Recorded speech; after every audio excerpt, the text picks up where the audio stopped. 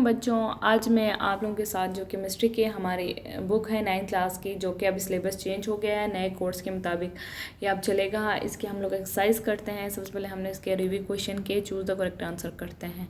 सबसे पहले हमारे पास है which branch of chemistry is the study of element and there compound except for organic compound.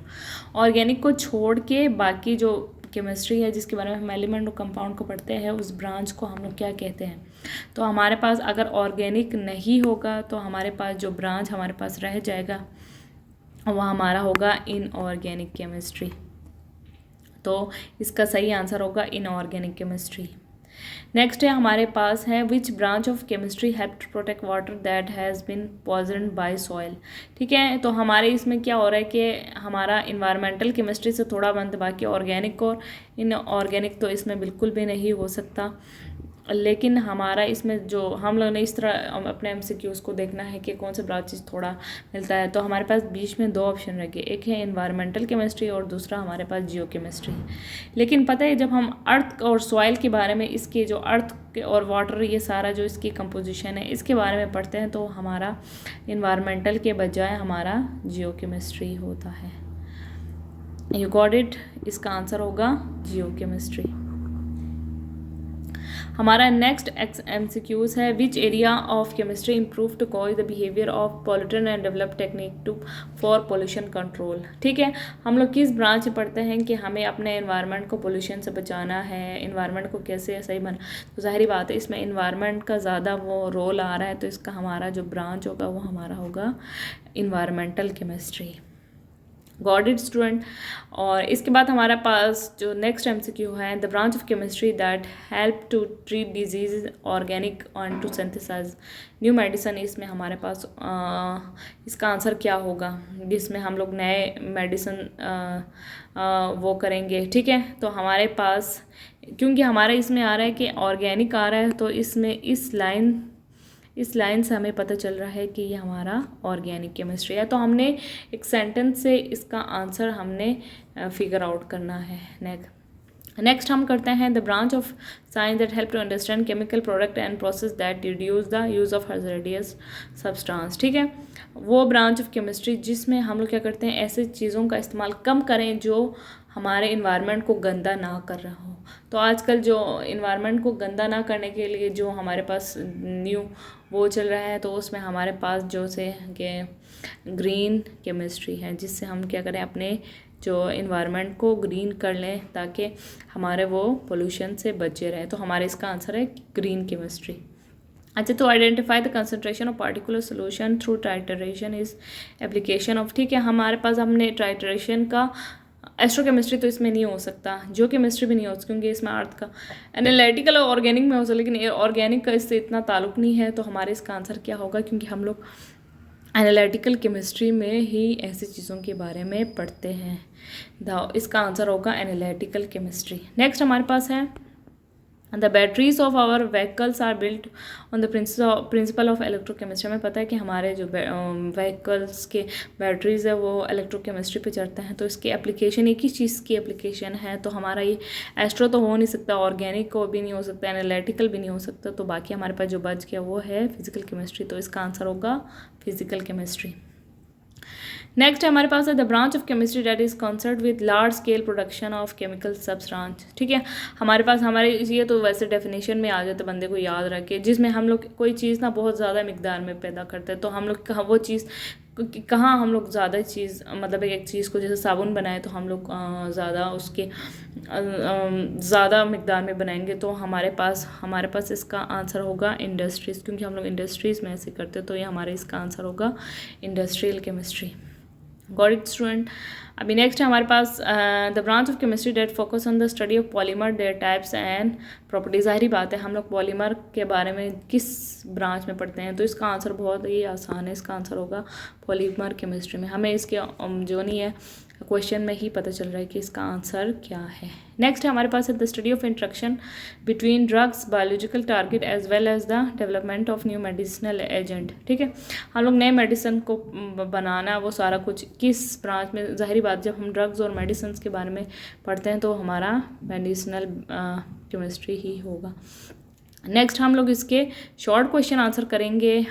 हमारे पास जो अच्छा, सबसे पहले मैं एक बात वो करना चाहती हूँ कि ताकि मुझे वापस ना आना पड़े, तो हमने जो यूजेस ऑफ न्यूक्लियर केमिस्ट्री है, तो ये हमारा ऊपर ही आंसर लगा हुआ होगा, ठीक है।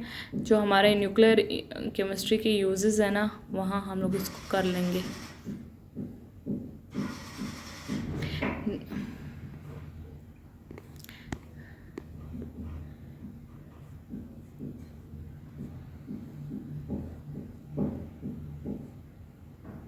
ओके गाइज, पहले बाकी क्वेश्चन आंसर हम लोग सॉल्व कर लेते, फिर हम इसको देख लेंगे कि इसका क्या होगा, हम लोग इसको पढ़ लेंगे, ठीक है। अब हम लोग इसके शॉर्ट क्वेश्चन आंसर सॉल्व करेंगे।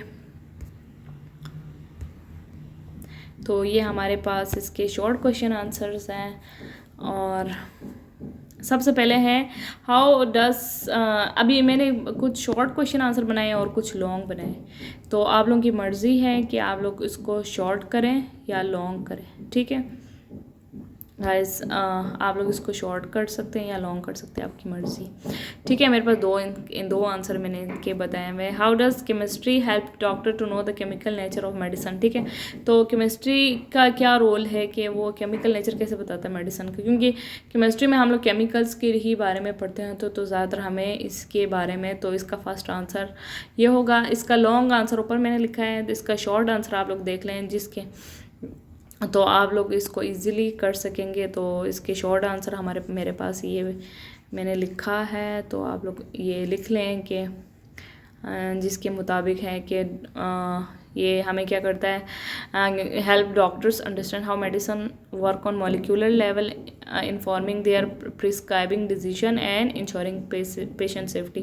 सबसे पहले क्या करता है कि ये डॉक्टर को हेल्प करता है कि, और इसकी मॉलिक्यूलर लेवल पे मेडिसिन को क्या होता है कि जो कि केमिस्ट होता है उसने मेडिसिन को मॉलिक्यूलर लेवल पे देखा होता है, और फिर वो डॉक्टर को क्या होगा कि हेल्प करेगा कि वो उसका ना कौन से पार्ट में जाके क्या नुकसान होंगे, क्या फ़ायदे होंगे। तो ये इसका शॉर्ट क्वेश्चन आंसर है। सॉरी, ये बीच में थोड़ा गंद मच गया है। चलो अब आगे देखते हैं हम लोग। अच्छा, नेक्स्ट है in what ways the technological innovation help to understand the development of new material. जो न्यू मटेरियल की डेवलपमेंट में जो होनी है केमिस्ट्री या न्यू रॉ मटेरियल के डेवलपमेंट से टेक्निकल इनोवेशन में क्या हेल्प हो रही है, ठीक है। इसमें क्या हो रहा है कि technological innovation enables development of advance tool हमारे पास एडवांस आ जाएंगे, ठीक है।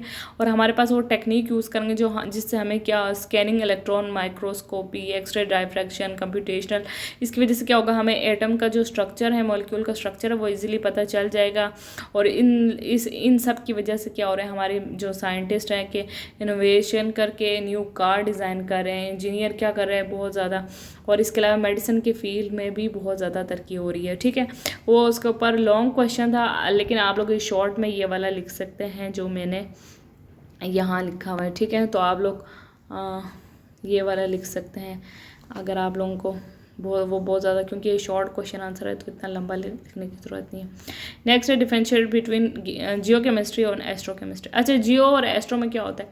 जियो असल में मैं इसको सिंपल वर्ड में बताती हूँ, वैसे तो मैंने इसका आंसर लिखा हुआ है, तो आप लोग इसको, और ये आपके बुक में भी है, तो आप लोग आंसर वहाँ से लिख सकते हैं कि जियो केमिस्ट्री और उसमें क्या फ़र्क है। जियो का मतलब होता है अर्थ, तो हम लोग इसमें बेसिकली अर्थ के बारे में ही पढ़ेंगे। एस्ट्रो का मतलब है जो अर्थ से बाहर, जो स्टार, सन, हमारे अर्थ से बाहर अर्थ भी है, लेकिन इसमें सेलेस्ट्रियल बॉडीज़, इंटरस्टेलर मैटर, ये सारा आएगा, ठीक है।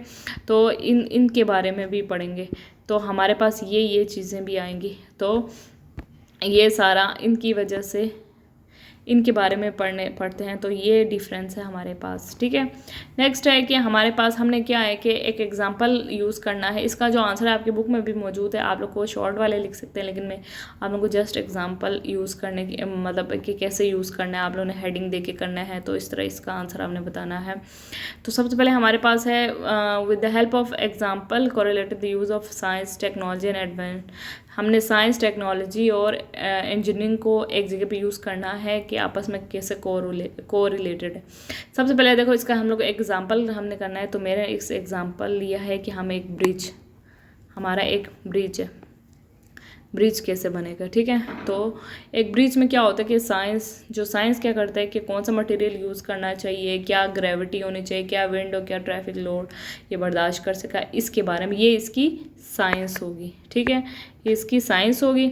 और टेक्नोलॉजी में क्या होगा कि हम लोग सिमुलेशन के मुताबिक ऐसा ब्रिज हम लोग कंप्यूटर पे बनाएंगे और देखेंगे वो कितना लोड बर्दाश्त कर सके सारा। तो हम लोग इसके लिए डिफरेंट सॉफ्टवेयर यूज़ करके हम लोग इस ब्रिज की एबिलिटी मालूम, तो हमारे पास ये क्या यूज़ हो रहा है, टेक्नोलॉजी।